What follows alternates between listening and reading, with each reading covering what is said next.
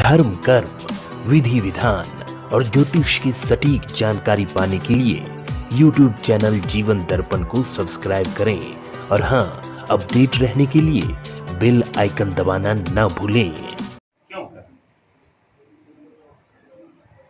अपने जीवन और सुखमय बनाने के लिए ना, ये चौकियां जो बनाई गई है, चौकियों पर जो लाल, पीले, काले, हरे और सफेद कलर से चावल रखे गए, इन्हें अक्षत कहा जाता है। क्या कहा जाता है? अक्षत। इनको अगर हम पका करके भोजन करेंगे तब तो चावल या भात करेंगे, लेकिन किनकी भी अगर है तो पूजा में उपयोग करेंगे तो अक्षत के नाम से। अक्षत का मतलब ही होता है कि जो क्षत विक्षत कभी न, उसे ही अक्षत कहते हैं। अब ये जो आपने मंत्रों को सुना है, इन मंत्रों के माध्यम से जिन जिन देवताओं के लिए ये वेदी बनाई गई है, वो सारे देवता बिना बुलाए आ जाते हैं। आप लोगों को बुलाया गया होगा, अगर बुलाया नहीं गया होता, किसी के माध्यम से आपको पता चलता तो आप लोग कतई नहीं आते। लेकिन देवताओं में इतनी व्यवस्था है कि वो मंत्र के अधीन होते हैं। जैसे अगर हम यहाँ बैठे हैं और कोई सपेरा यहाँ आ गया और सांप नीचे है और सपेरा यहाँ से बीन बजाएगा, तो सांप किसी भी कीमत पे घूम करके कहीं न कहीं किसी न किसी माध्यम से जहाँ पर बीन बज रहा है वहां पर आएगा कि नहीं आएगा? आएगा ना? क्या सपेरा कहता है कि तुम आओ इधर? कहता नहीं। कहा जाता है क्या कि दैवाधीनम जगत सर्वम मंत्राधीनं तु देवता ते मंत्रा ब्राह्मणाधीना तस्मात् ब्राह्मण देवता। सारा संसार देवताओं के ऊपर अधीन है। आज के 7-2 साल पहले मैंने सुना था, देखा तो नहीं था, कि बदलापुर का एक तल डूब गया था। 3 तल डूब गया था। अब समझ लीजिए आप, ये दैवाधीन है। माने क्षण में कम न जानाति विधाता किम करिष्यति, कब क्या हो जाए ये हम आप आकलन इसका नहीं कर पाए। ये भगवान की और मंत्राधीनम तु देवता, अब वो देवता मंत्र के अधीन। अब वो मंत्र किसके पास है? जैसे हम बनाए हैं ऐसे आप भी बना सकते हो, लेकिन जब तक कोई वेद पाठी ब्राह्मण पूजा नहीं कराएगा तब तक आपको आत्मसंतोष होगा कि मैंने कोई उपदेश नहीं। पास पड़ोस के लोगों को भी इसी प्रकार से बुला करके आप करोगे, हमसे बढ़िया आप बना सकते हो, लेकिन आपको तसल्ली नहीं होगी, क्योंकि ब्राह्मणों के बस में मंत्र होता है। इसलिए ब्राह्मण क्या कहते हैं?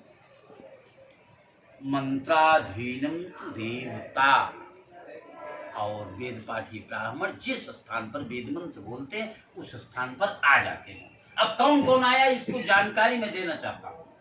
जैसे सुबह आपकी धर्मपत्नी कुलदेवी को मैंने कहा कि कुलदेवी के गांव में है, वहां जाकर के नीम के पेड़ के पास में नारियल को कुछ भेंट देना है, देकर के आइए। तो उनका स्थान वहां बना है। देखिए वहां 16 सुपारी रखा गया। कुलदेवी की जब हम आप पूजा करते हैं ना, तो हमारा आपका उत्तरोत्तर विकास होता है, उत्तरोत्तर विकास होता है। समझ रहे? कभी कभी व्यक्ति की अवनति में कुलदेवी भी सहभागिता बनाते हैं। लोग कहते हैं भैया कुलदेवी तुम्हारा नाराज है, इसलिए कुलदेवी की पूजा करना जरूरी होता है। इसलिए कुलदेवी को भी यहाँ पर बैठाया गया है, यहाँ पर बुलाया गया। अब कुलदेवी की जैसे ही पूजा करेंगे वैसे, जैसे महीने भर अगर हम ड्यूटी कर रहे हैं तो निश्चित है कि उसका फल हमको मिलेगा ना, किसी न किसी रूप में तो फल मिलेगा। अगर कुलदेवी की पूजा हम कर रहे हैं तो कुलदेवी निश्चित हमारे आपके जीवन में धन धान्य की वृद्धि करती। कुलदेवी की पूजा करने से बहू बहुत काबिल आती है, और अगर काबिल बहू आ गई है तो कुलदेवी की पूजा करने पर निकट भविष्य में संतानोत्पत्ति भी होती है। ये संकेत दिखते हैं, समझ रहे हैं। अब रही बात और लक्ष्मी का फिर ध्यान किया जाता है दूसरे कार्य। वो जो देखिए पीछे व्हाइट पे बना हुआ है ना, व्हाइट कलश पे जो बना हुआ है वहां पे लक्ष्मी आते हैं। नीचे 7 बिंदु हैं, फिर 6 बिंदु, फिर 5 बिंदु, फिर 4 बिंदु, फिर 3 बिंदु, फिर 2 बिंदु, फिर 1। ये क्रम है। ये स्थिर लक्ष्मी आती है। लक्ष्मी आने के भी कई आधार होते हैं। जैसे आप को कुर्ला से यहाँ आने के लिए कई साधन हैं। बाई रोड भी आ सकते हैं, अपने साधन से भी आ सकते हैं, बाई ट्रेन भी आ सकते हैं। समझ रहे हैं? साधन तो कई हुआ। उसी प्रकार से लक्ष्मी को आने का भी कई साधन होता है, कई वाहन होता है। तो यहाँ पर लक्ष्मी का वाहन क्या है, आप लोग क्या जानते हैं? बताइए, कुछ बताइए अवस्था। लक्ष्मी का वाहन उल्लू आपने बताया ना, तो उल्लू का, लक्ष्मी का वाहन उल्लू है, ये कंफर्म है। लेकिन उल्लू पर जब बैठ करके आती है ना तो बड़ी जल्दी आंधी तूफान जैसे आती है, और जाता भी बड़ी जल्दी है। समझ रहे हैं? तो यहाँ पर जिस लक्ष्मी का ध्यान हम आप करने चल रहे हैं, जिस लक्ष्मी को हम आप बुला रहे हैं, वो गरुण वाहिनी लक्ष्मी का बुला है। वो गरुण वाहिनी लक्ष्मी का हम बुला रहे हैं, इसलिए वो स्थान और सप्तगत मातर के रूप में उसे हम जानते। जब उनकी पूजा हम आप कर लेते हैं तब 3 विशेष प्रकार की देवियां होती हैं ना। अब जैसे 3 देवताओं के बारे में तो हमने बतलाया आपको वहां ना, ब्रह्मा, विष्णु और महेश। 3 देवताओं की पत्नी कौन है? ब्रह्मा की पत्नी का नाम है सरस्वती, और विष्णु की पत्नी का नाम है लक्ष्मी, और शिव की पत्नी का नाम है पार्वती। समझ रहे हैं? ये तीनों देवियां ही यहाँ पर त्रिशक्तियों के रूप में हम आप ध्यान करते हैं। अब त्रिशक्तियों को अगर पूछेंगे कि त्रिशक्तियों का नाम क्या है, तो त्रिशक्तियों का नाम है महाकाली, महालक्ष्मी, महासरस्वती। अब इसमें उल्टा क्यों हो गया? पहले तो ब्रह्मा का नाम लिया गया, तो ब्रह्मा की पत्नी का नाम तो सरस्वती है, सरस्वती सबसे पीछे क्यों चली गई? और सबसे पीछे शिव थे, तो शिव की पत्नी ही काली के रूप में आई, वो आगे क्यों हो गई? इसमें भी एक इतिहास जुड़ा हुआ है। वह इतिहास क्या है कि जब देवासुर संग्राम हुआ, तो देवासुर संग्राम में सारे दैत्यों से देवता पराजित हो गए। सारे दैत्यों से देवता और पराजित होकर के सब त्रिदेवों की शरण में गए। सब त्रिदेवों की शरण में गए। त्रिदेवों ने हाथ उठा दिया कि मेरे बस की बात नहीं। लेकिन अच्छा ये बताइए, जैसे यहाँ पर हम 4 ब्राह्मण हैं, आप 10, 20, 25 मिनट ना, अगर हम भी नहीं बोलेंगे 10-20 मिनट तो आप क्या करोगे? आप तो कहोगे कि महाराज पूजा क्यों बंद किए हो, कहोगे कि नहीं कहोगे ना? क्योंकि हम पूजा कराने के लिए आए हैं। तो लोगों ने, देवताओं ने अपनी सुरक्षा के लिए आपसे प्रार्थना किया, और कोई बोल नहीं रहे हो। तब शंकर जी ने ये कहा, देखिए अब त्रिदेवों की शक्ति तो क्षीण हो चुकी है, त्रिशक्तियों का ध्यान करें। समझ रहे हैं? जैसे अगर आपके पास पैसे नहीं है कभी, तो आप कहते हो ना कि देखो भाई, तुम अपनी मम्मी से पूछ लो, उसके पास है तो ले लो, तुम्हारे पास है ना, मम्मी के पास तो रहती नहीं। तो त्रिशक्तियों का जैसे ही ध्यान किया वैसे ही काली जी प्रकट हो गई, वैसे ही काली जी। और काली जी जैसे हम आपको बुलाएंगे कि अशोक जी इधर आइए, तो आपको आने के बाद में अगर हम कुछ कहेंगे नहीं तो आप 2-5 मिनट बाद तो कहोगे कि नहीं गुरुजी आपने क्यों बुलाया। तो काली जी जैसे ही प्रकट हुई कही कि आप लोग हम क्यों बुलाया। तो काली जी से देवताओं ने कहा कि राक्षसों ने मेरी संपत्ति छीन ली है और मुझे पदच्युत कर दिया है, उनसे मेरी संपत्ति वापस चाहिए और मुझे उनसे सुरक्षा चाहिए। तो काली का मतलब है कि क्रोध में थी वो, और कही कि ठीक है, आप लोगों ने त्रिशक्तियों में सबसे पहले हमारा ध्यान किया है, इसलिए हम आप लोगों को सुरक्षा देंगे। तो काली जी जैसे पानी पूरी खाता है ना कोई व्यक्ति, मुंह में डालने पर दांत चलाने की जरूरत नहीं, बंद किया तो वो नीचे चला जाता है। उसी प्रकार से सब राक्षसों को लेकर के, और इतना क्रोध काली का बढ़ गया कि काली बहुत आगे बढ़ी। और क्रोध में व्यक्ति की निगाह ऊपर ही रहती है, नीचे निगाह नहीं रहती। काली जी जब ऊपर निगाह लेकर के चलने लगी और क्रोध उनका कम नहीं हुआ, सारे दैत्य भी खत्म हो गए, यहाँ तक कि देवताओं की भी स्थिति गड़बड़ हो गई कि देवताओं को भी खा सकती है। तब शंकर जी ने कहा कि अब मुझे इसका ब्रेक लगाना है, नहीं तो गड़बड़। तो जिस रास्ते से काली जी गुजर रही थी और उस रास्ते पर जमीन पर शंकर जी ने अपना बाल रूप बना करके जमीन पर ले,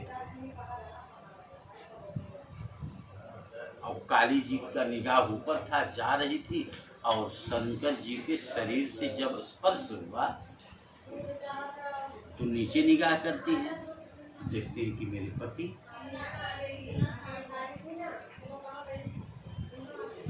तब कोई भी महिलाएं यदि गलती करती हैं तो चक चक करती है ना, अपनी जीभ से दांत को दबाती है कि नहीं, जीभ को दांत से दबाती है ना कि राम राम करती है, राम राम करती है ना। तो काली जी ने अपने पति को अपने पैर से अनजान में स्पर्श कर लिया था, इसलिए संकल्प कर लिया कि जब तक मैं काली के रूप में रहूंगी तब तक जीव अंदर। और अपने भक्तों को ये कहा, यदि सारे लोग त्रिशक्तियों में सबसे पहले मेरा स्मरण करेंगे, मेरी पूजा करेंगे, तो उन भक्तों के ऊपर आने वाली सारी विपत्तियां हम ले लेंगी और वह लक्ष्मीवान बन जाएगा। इसलिए सबसे पहले हम काली का ध्यान करते, समझ रहे हैं। दूसरे पॉइंट में लक्ष्मी का ध्यान करते हैं, तीसरे पॉइंट में सरस्वती का ध्यान करते हैं। जैसे अब ये पंखा क्यों चलाया जा रहा है? पंखा गर्मी को समाप्त करने के लिए चलाया जा रहा है ना। अगर पंखे से गर्मी समाप्त नहीं होगी तो हम आप संभव होगा तो एसी भी चला सकते हैं, लेकिन पैसा का गर्मी अगर आ जाता तो नहीं मनई सनक ही जाता। तो सरस्वती की जरूरत पड़ती है, इसलिए त्रिशक्तियों का ध्यान हम आप पहले कर रहे।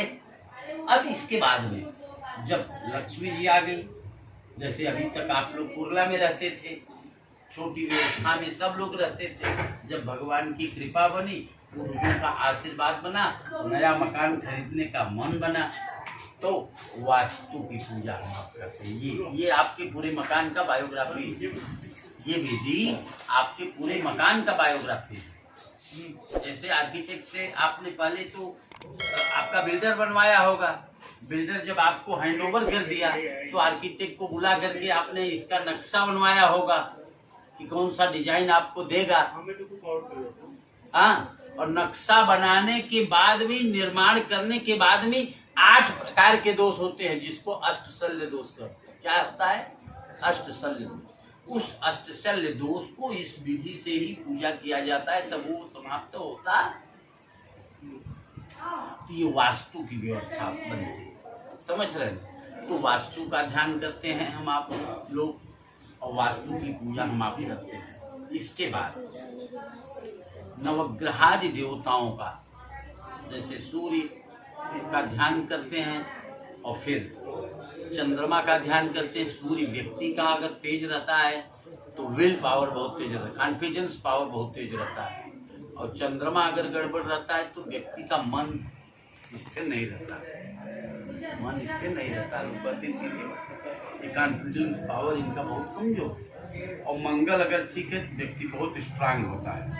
और बुध ग्रह अगर ठीक है तो बहुत बुद्धिमान व्यक्ति होता है। और बृहस्पति ग्रह अगर ठीक है तो क्वांटम सिद्धांत के आधार पर विकास करने लगता है, समझ रहे हैं? और शुक्र अगर ठीक है तो वैवाहिक जीवन सुखमय होता है। शनि अगर ठीक है तब अपना ही भोजन माने अपने कमाई का व्यक्ति बेनिफिट पाता है। नहीं तो स्थिति क्या बनती है कि गड़बड़ होता है तो राजा भगीरथ पर विपद पड़ी और बूढ़ी मछली जल गई। ये सब जानता है कि बूढ़ी मछली जल में नहीं जाती, लेकिन जब विपत्ति आ जाती है तो स्थिति गड़बड़ हो जाती। अब राहु और केतु, राहु व्यक्ति को विल पावर देता है, केतु व्यक्ति को देता। अब रही बात ये, जैसे परिवार में एक मुखिया होता है,